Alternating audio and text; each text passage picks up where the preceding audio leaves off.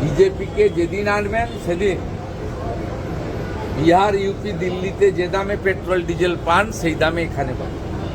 মমতা বন্দ্যোপাধ্যায় কাদেরকে side line করে রেখেছিলেন যোগ্য অফিসারদেরকে, সেই তাদের কাজে লাগানোর দায়িত্ব ইলেকশন কমিশন। মমতার খুব কাছের পুলিশ অফিসারদের সরানো হলে এবার কি চাপে পড়বেন তৃণমূল সুপ্রিমো? সে আমি কি পড়বেন আমি জানি না, কি পড়বেন কেন পড়বেন না আমার জানা দরকার। উনার মনের কথা আমি, উনার ব্যথা বেদনা যন্ত্রণা মান অভিমান স্বাভিমান আমি বলুন। আমি যেটা বলছি যে উনার যে সমস্ত পায়দার লোকদের স্থাবককে বসিয়েছেন এদের দিয়ে নির্বাচন করা যায় না।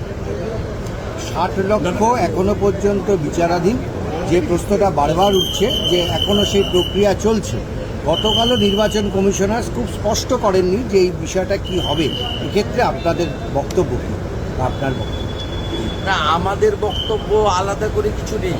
আমরা চাইছি বৈধ ভোটার ভোট দিন, সে যে দলেরই হোক, যে সমাজেরই হোক, যে ধর্মেরই হোক।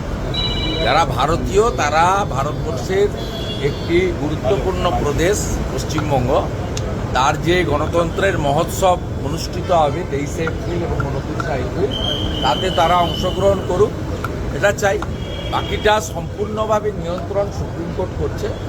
তারা বলেছে সাপ্লিমেন্টারি লিস্টের নাম এসে যাবে যারা জুডিশিয়াল অফিসার এবং আধিকারিকদের দ্বারা ছাড়াই বাছাইতে তথ্য প্রমাণ এবং ডকুমেন্টের উপরে যাদের প্রমাণ হবে যা তাদের ভোট থাকা উচিত তারাই।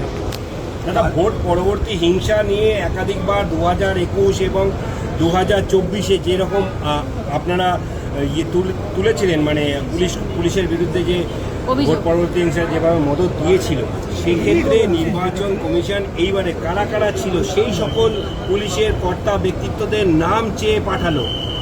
ওদেরকে সরালে শুধু হবে না, ওদেরকে অন্য রাজ্যে পাঠাতে হবে।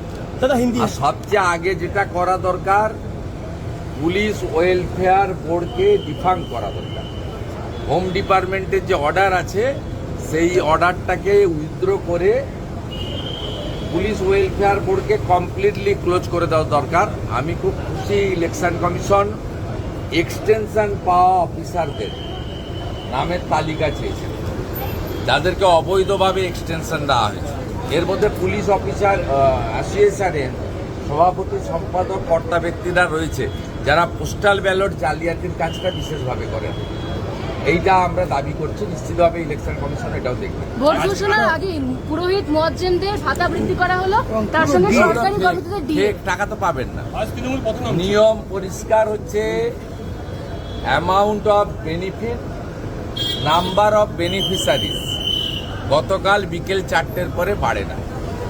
অতএব এটা ডেলিভারি হবে না, এটা কেবলমাত্র মমতা ব্যানার্জির টুইট হয়ে রয়ে যাবে এবং তিনি একটা প্রতারণা করেছেন সকলের। মানে ডিএটাও পাবেন না? যে না না, পাওয়ার কোনো প্রশ্নই নেই, পাওয়ার কোনো প্রশ্নই নেই যদি না সুপ্রিম কোর্ট ইলেকশন কমিশনকে বলে।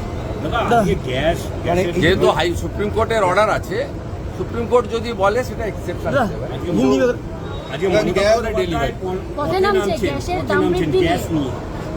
আমি অনেক আগে বলেছি, মমতা ব্যানার্জি এবং তার যে টিমকে হরমুজ প্রণালী পাহারা দেওয়ার জন্য পাঠানো উচিত।